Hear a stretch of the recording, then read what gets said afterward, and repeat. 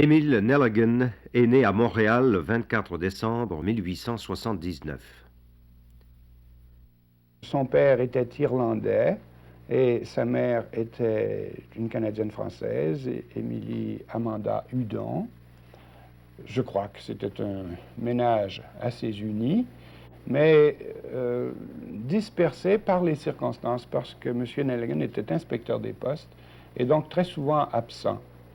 Madame Nelligan n'a eu que 3 enfants, Émile, son fils aîné, et 2 filles. Et il semble qu'elle ait marqué une préférence assez nette pour Émile. En tout cas, c'était une personne extrêmement sensible. On m'a raconté qu'elle était même un peu scrupuleuse, dans le sens où elle couvait un peu ce fils, essayant de lui aplanir toutes les difficultés, surtout auprès de son père, parce que M. Nelligan était d'un tempérament assez sévère.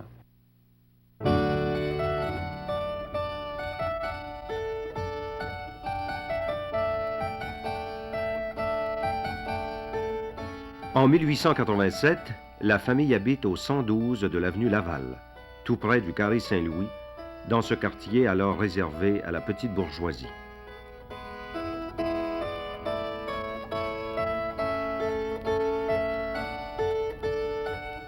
Cette année-là, Émile est inscrit en 2e année à l'école Ollier, avenue des Pins.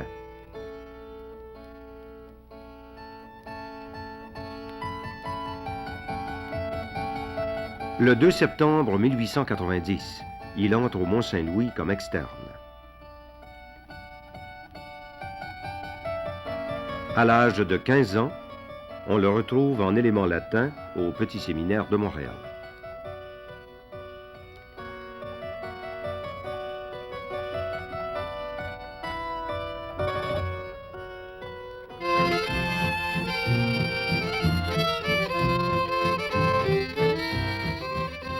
Dans ces années-là, les Nelligan passent tous leurs étés à Cacouna, dans la région du Bas-Saint-Laurent. Pendant que le père fait la tournée des bureaux de poste de la Gaspésie, Madame Nelligan et ses enfants vont se balader sur la plage et prennent le thé sur la pelouse. À Cacouna, Émile se révèle comme un petit garçon fort espiègle, qui n'hésitera pas à enfermer 2 vieilles demoiselles de son voisinage dans le petit endroit au fond du jardin, ou alors il montera sur le toit et sautera pour les effrayer.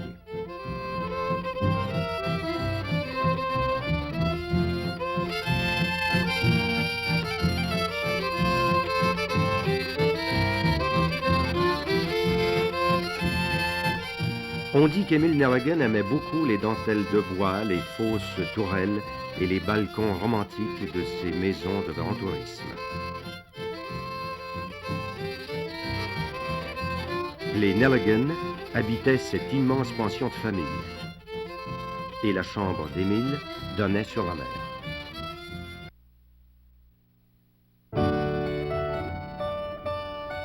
En 1896, la famille est déménagée, depuis quelques années au 260 de l'avenue Laval.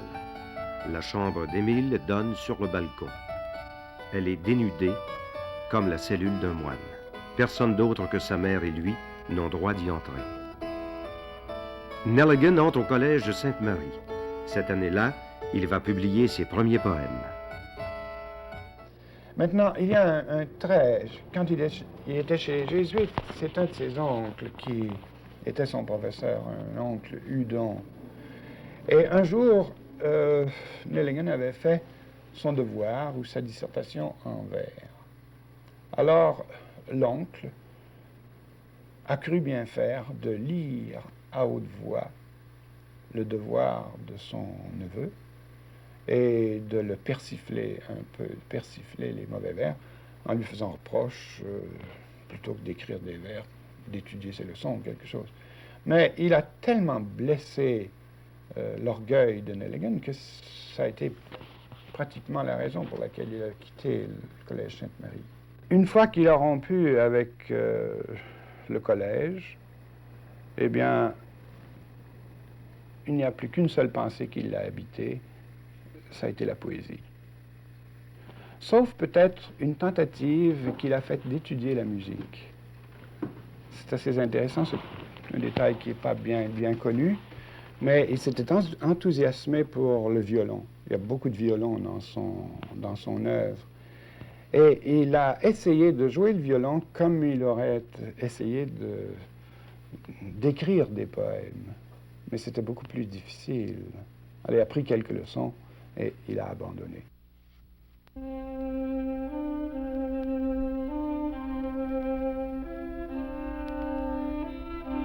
Ce fut un grand vaisseau taillé dans l'or massif.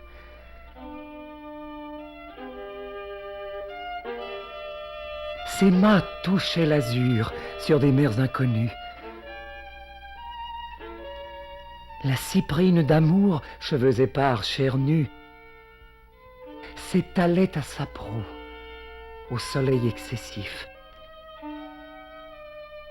Mais il vint une nuit frapper le grand écueil dans l'océan trompeur où chantait la sirène. Et le naufrage horrible inclina sa carène aux profondeurs du gouffre.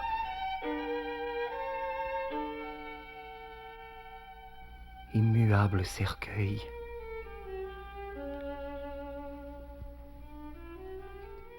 Ce fut un vaisseau d'or dont les flancs diaphanes révélaient des trésors que les marins profanes, dégoût, haine et névrose, entre eux ont disputé.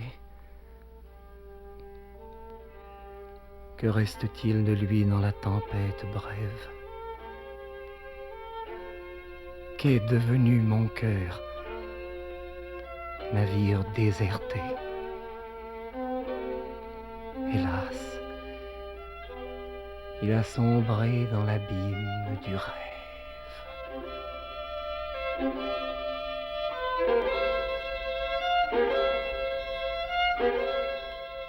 Est-ce qu'il y a des lieux qu'il préférait pour ce travail, ou est-ce qu'il y a aussi un certain temps, le jour ou la nuit? Les lieux, on ne sait pas bien. On ne le voit pas d'ailleurs assis à une table de travail et appliquer de longues heures consécutives à écrire un poème. Son poème, il le pensait en marchant partout où il était. Puis il pouvait s'arrêter n'importe où pour l'écrire. Mais sûrement que la nuit était pour lui une inspiratrice. Et c'est un témoignage que j'ai recueilli à plusieurs reprises de témoins tout à fait véridiques. À plusieurs reprises, il s'était laissé enfermer dans des chapelles, si vous voulez, pour créer des poèmes ou avoir des impressions qui l'amèneraient à créer des poèmes religieux ou mystiques. Est-ce qu'il y avait des amis? Des amis, oui, il a eu beaucoup d'amis, des camarades surtout. Je ne sais pas s'il a eu des amis à qui il a pu se confier entièrement, sauf peut-être Louis Dantin, mais sur le plan poétique. Est-ce qu'on lui connaît des amours? On connaît le nom de quelques jeunes filles qu'il aurait fréquentées d'assez loin. On m'a souvent parlé d'une jeune fille qu'il aurait aimée, qui aurait été poète aussi, mais elle était déjà morte et il a été difficile de suivre cette piste. Son nom était Marie Beaupré, si quelqu'un se rappelle, ou si quelqu'un peut suivre à la piste. Marie Beaupré aurait peut-être conservé des manuscrits ou des poèmes de Nelligan parce que, étant poétesse elle-même, ils ont certainement dû échanger quelques vers. Mais c'était un idéaliste. Alors, la femme, pour lui, était peut-être un personnage de même nature que celle qui a inspiré Gérard de Nerval. C'est une sorte d'Aurélia. Alors on voit passer dans ses poèmes et aussi dans sa vie, dans les souvenirs que j'ai recueillis sur lui, on voit passer une blonde allemande qu'il appelle Gretchen. Et elle revient à quelques reprises dans ses poèmes. Et quand il parle de Gretchen, c'est comme s'il disait la femme avec une F majuscule.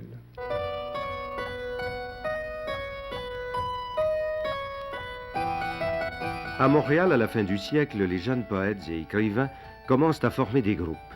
Ils se réunissent pour échanger des propos sur leurs lectures ou leurs œuvres, ou pour déclamer des poèmes. C'est ainsi que naît l'école littéraire. Émile Nelligan y entre au cours de l'hiver 1899. En dehors de ses nombreuses réunions privées, l'école littéraire tient des séances publiques pour permettre à ses membres de se mieux faire connaître. Ces séances ont lieu au Monument national ou au château de Ramsay.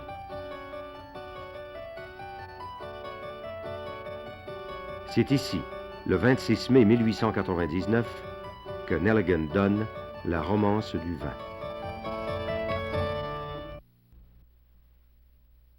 Nelligan connaîtra quelques jours de triomphe, mais ce soir-là, il aura paru pour la dernière fois en public. Pendant la période qui a précédé immédiatement sa chute, sa maladie, est-ce qu'on avait décelé dans son entourage des signes avant-coureurs? Eh bien, on voyait bien qu'il ne pouvait pas, il ne pouvait s'adapter à aucun travail rémunérateur, si vous voulez.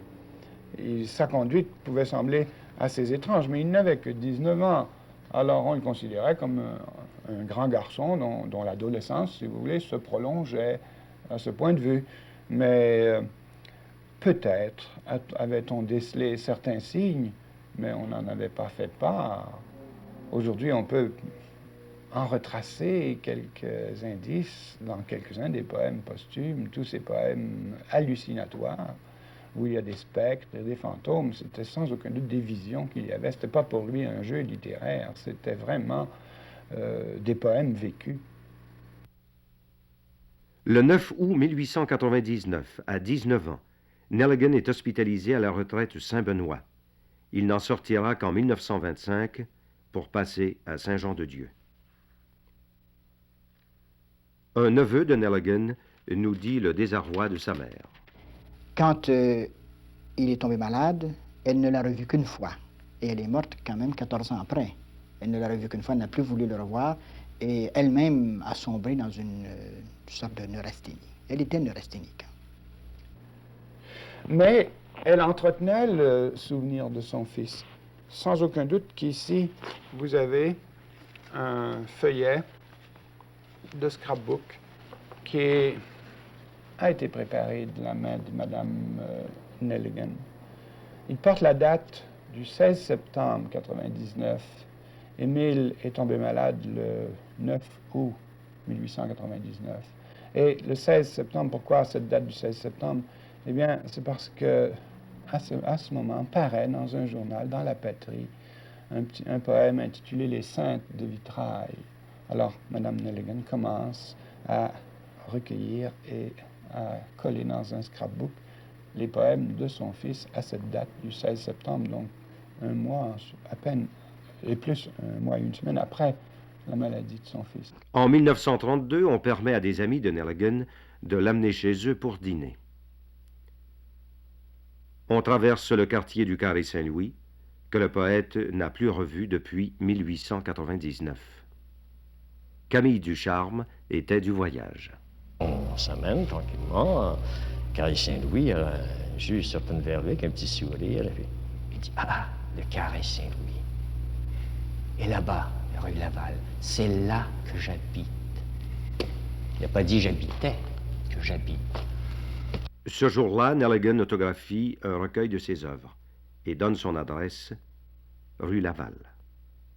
Mais je persiste à croire et je demeure convaincu que cet homme a souffert et se rendait compte, un compte exact de sa situation. Est-ce qu'il savait exactement ce qu'il avait? Je pense, oui, parce que je me rappelle un jour de lui avoir demandé s'il écrivait encore.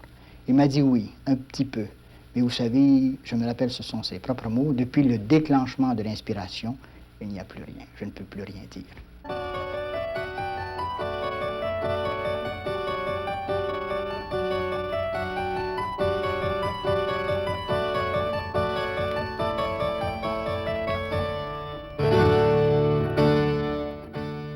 Il y a 25 ans, Émile Nelligan mourait à Saint-Jean-de-Dieu.